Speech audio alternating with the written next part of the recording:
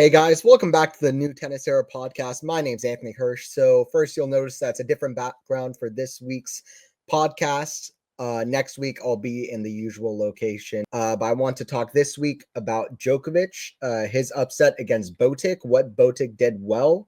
Novak's had a few weird losses this year. I want to talk a little bit about where Novak's at and what kind of happened those key points. I want to talk a little bit about Rublev crashing out against Arnaldi, who I think is an underrated player on the tour right now. And his straight sets upset over Rublev, his second straight sets victory over Rublev after last year's Roland Garros, where he also got an upset over Rublev. So I want to talk about that match a little bit as well, mostly focus on the Djokovic, Botic, Van de Zandschulp.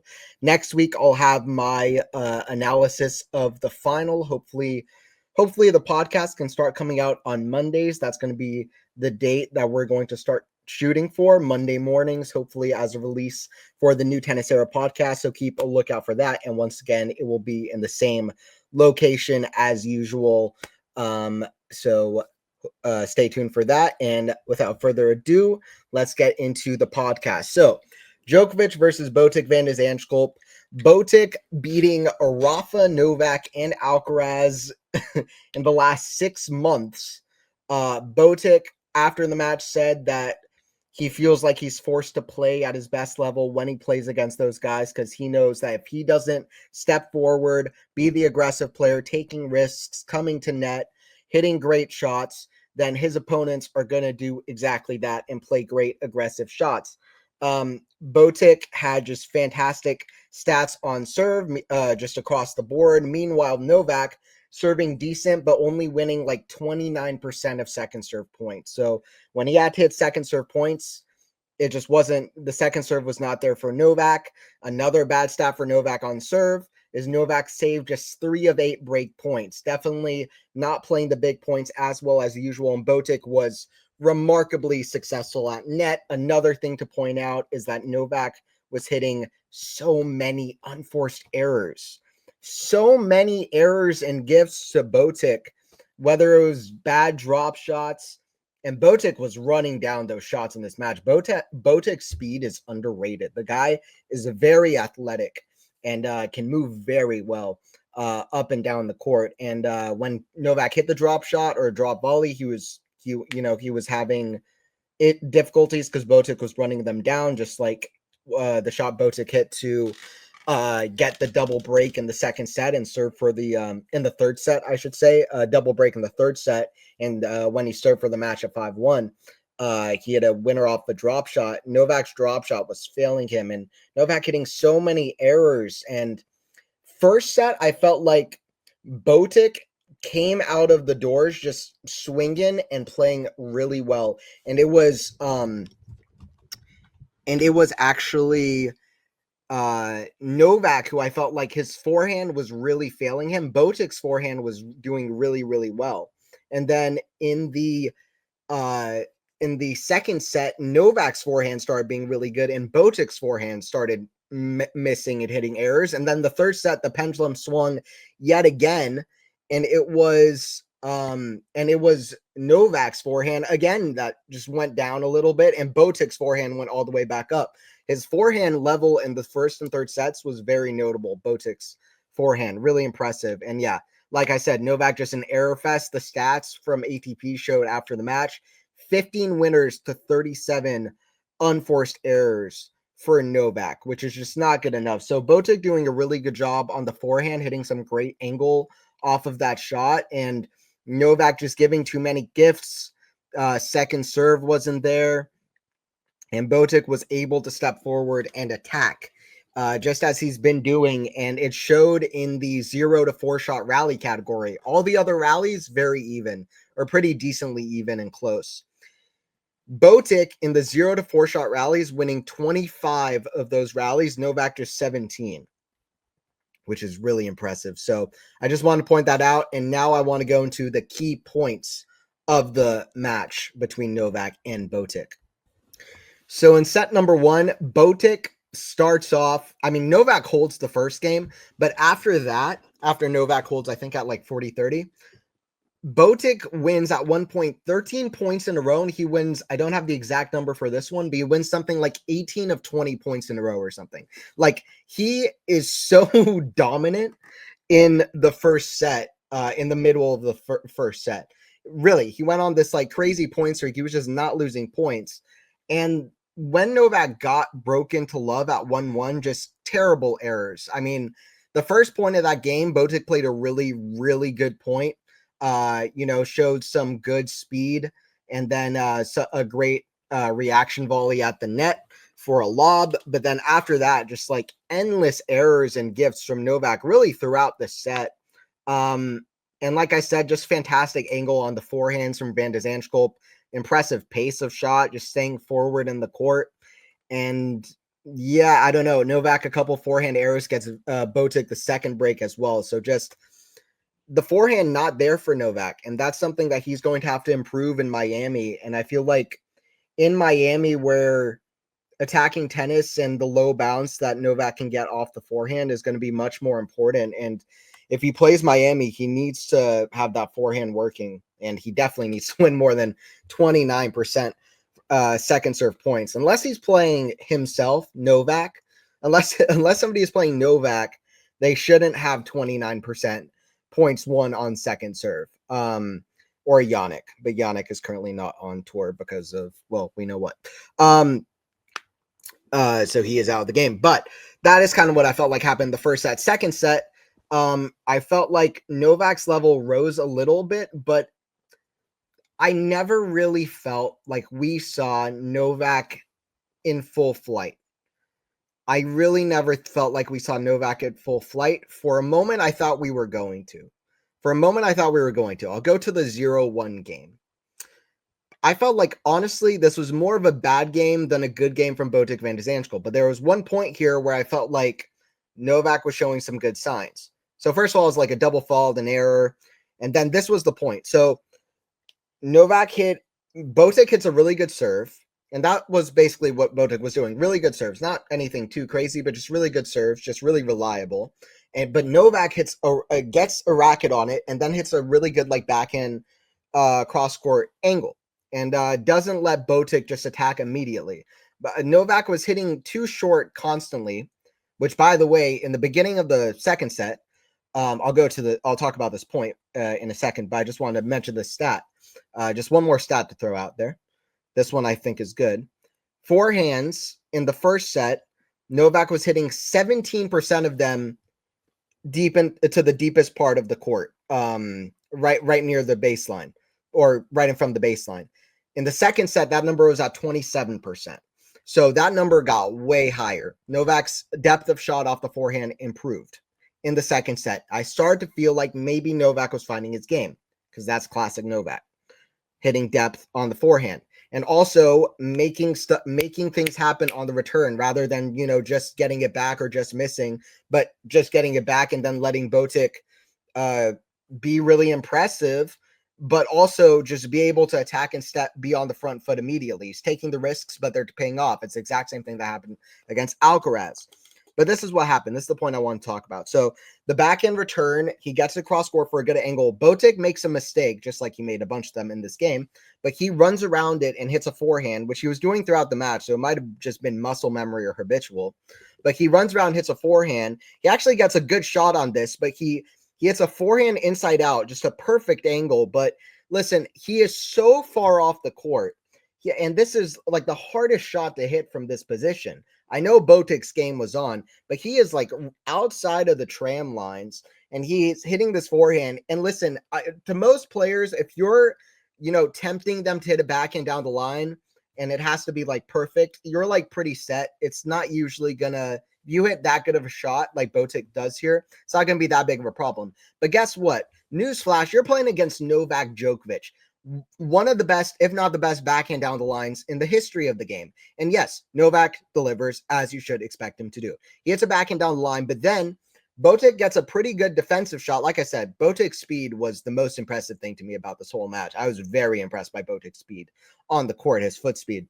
And he had great defense, got it low, but Novak's forehand actually is a perfect one into the corner, inside out.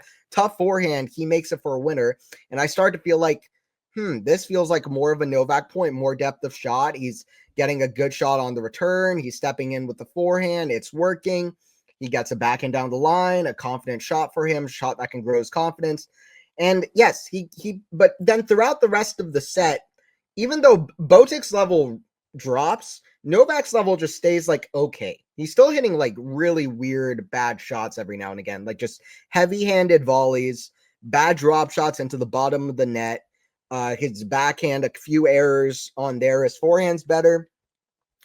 But anyway, somehow he gets to 5-1. I don't really know how, because he wasn't playing that well.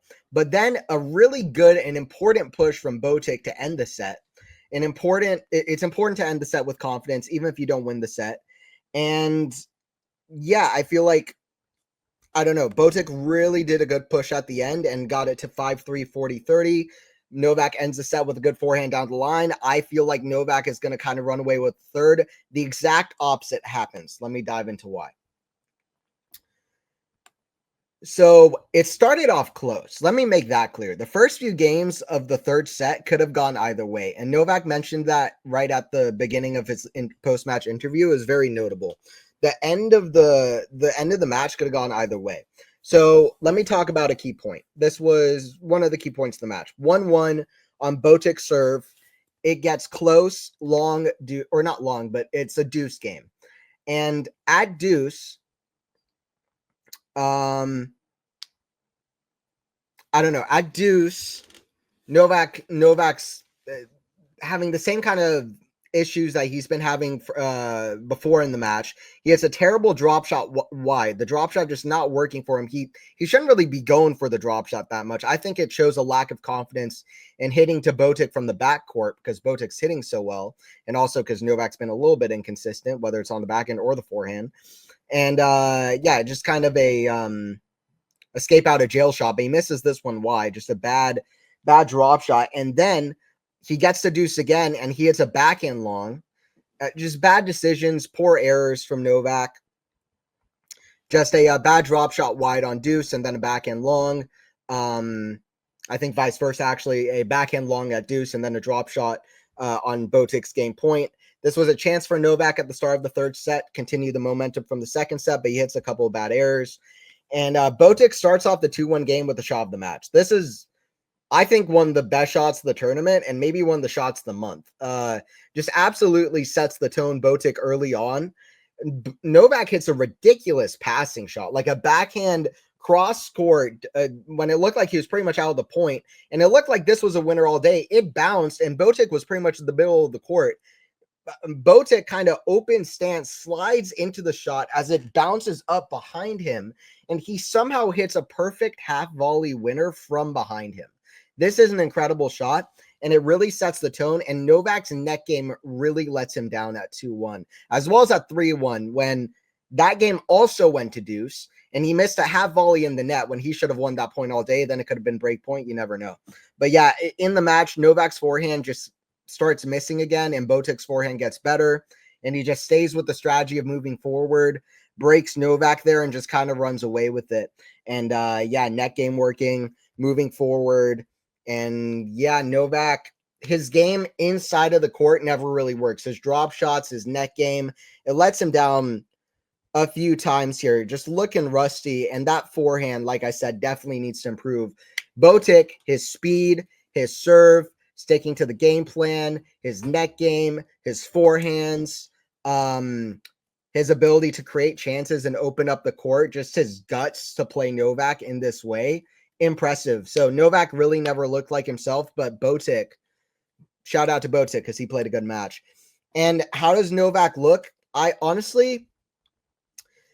think that this is the most nervous that I could understand somebody being about Novak's future since last year in Rome. If I turn back the clock and go to Rome last year, Djokovic lost in the semis to Sinner. Could have been straight sets. First two sets were, I think, 6-1, 6-2. Novak looking nothing like himself in that match. Loses to Luca Nardi, a lucky loser outside the top 100 in Indian Wells, In Madrid, loses to Casper, a player he's never lost to before.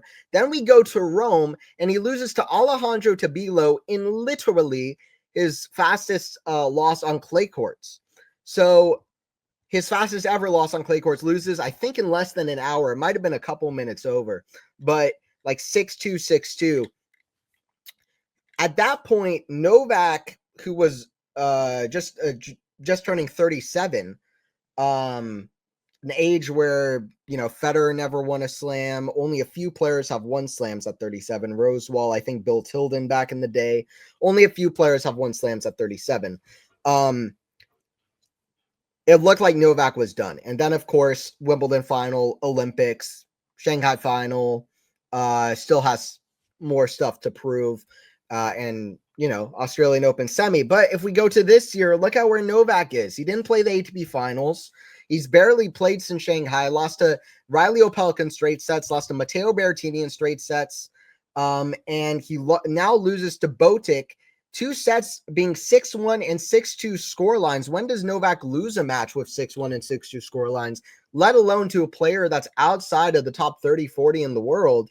And it just becomes, you start to worry about Novak, and then you worry about, his health being sustained to go deep enough in big tournaments like slams, because he had the problem of Roland Garros last year. US Open, he loses early.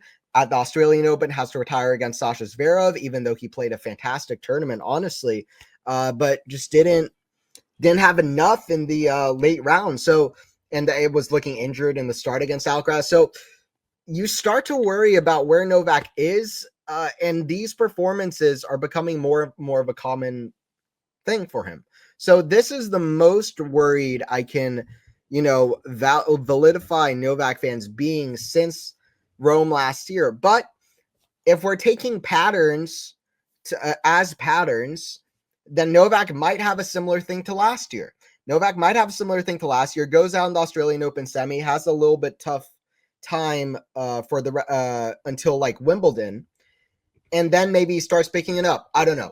Will that be the same trajectory for Novak? I don't know, but I would just say I'm worried a little bit. I think that it's fair to be worried. We'll see what happens. But right now, the men's tour is open. It is open right now. Sinner's not there. Alcaraz is there, but, he lost to Yuri Lehechka. He's a little bit up and down. Indian Wells, he plays like a mixture of Laver and Djokovic and Prime Roger and Rafat, the French, all combined into one player, and then maybe add in a spice of Ken Rosewall and Pete Sampras, if you want to know how well he plays at Indian Wells. But in Miami, we'll see, and then we'll see if he stays consistent after Indian Wells as well. If he goes all the way at Indian Wells, Fritz is the second highest seed left, and I think Alcaraz would like his chances against Fritz, but we'll see what happens. And like I said, I'll have the analysis of the final. But the tour is wide open. It gives players chances, like Djokovic too, but it gives players chances in the next little bit. This kind of reminds me of the little bit of a period between Pete Sampras and Agassi kind of dominating a little bit the slams, and then the big three completely dominating the slams. There's a little bit of a period of time there when it was players like Johansson, Gaston Gaudio winning a slam. There were some weird kind of, what we would consider weird runs there. So we might see something similar here. So watch out for the next few slams. Alcaraz might win Roland Garros and Wimbledon again. Very possible. Sinner might come back and win Roland Garros, Wimbledon, and the US Open, and win the first calendar slam since Laver. But anyway, we'll see what all happens. Definitely, I think it's a chance that the tour we could get some very interesting winners. We have already been getting interesting winners at the Masters level. I'm not going to go over Rublev versus Arnaldi as in depth, but I just wanted to talk about it because Rublev did win Doha and he looked really good. I think Arnaldi in this match against Rublev, once again, beats him in straight sets, ties up their head-to-head 2-2. But I think he's won the last 5 sets against Rublev, because I think their second to last match was in the French Open, if I'm not mistaken. I'll double check on that now. But yeah, going over their head-to-head. Yeah, so they played in Montreal last year. Rublev won 6-4, 6-2. I'm remembering that now in the semis.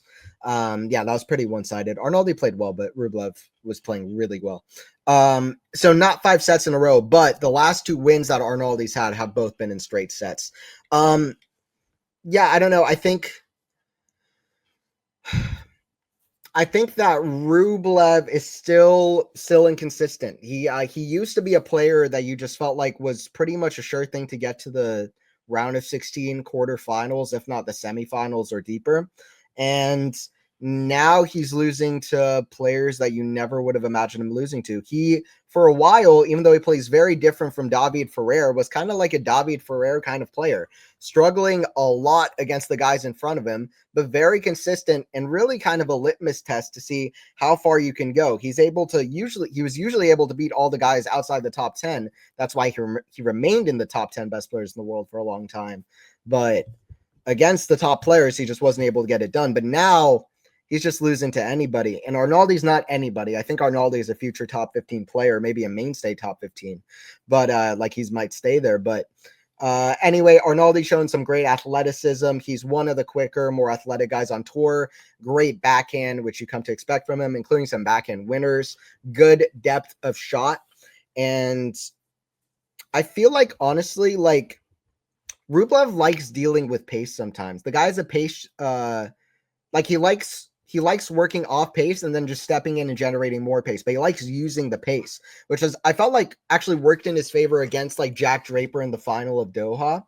But a guy who's very solid, heavy, constant depth, consistent, like Arnaldi, can push more errors out of him. And like he played Felix in the semis of Doha, and Felix is a bit up and down and consistent too, even though he was playing well that week for sure. But I feel like Arnaldi is just so solid, and he can hit winners too, but so solid and full of depth that he really makes Rublev that kind of a game can make Rublev struggle. Rublev 4 for 10 on breakpoint saved. If we're looking at Rublev's week in Doha, where he won back-to-back third set tiebreakers versus players as good as Alex de Minaur and Felix Auger-Aliassime, that's not good, because the thing he was doing so well in Doha was not being negative on himself and winning the big points, regrouping so well. Here, he was full of negative body language, and he was not doing well in the big points. 4 for 10 breakpoint saved is just such a weird stat for him. And yeah, I mean, in the start of both sets in this match, Rublev breaks in the first game.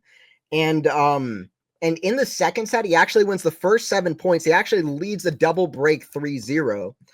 But what Rublev's not able to do here, well, first of all, the first game that he played to get broken, his first of the 2 breaks that he gave back, so many errors.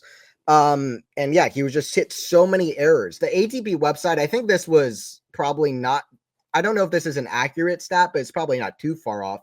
Rublev 14 errors to 33 winners.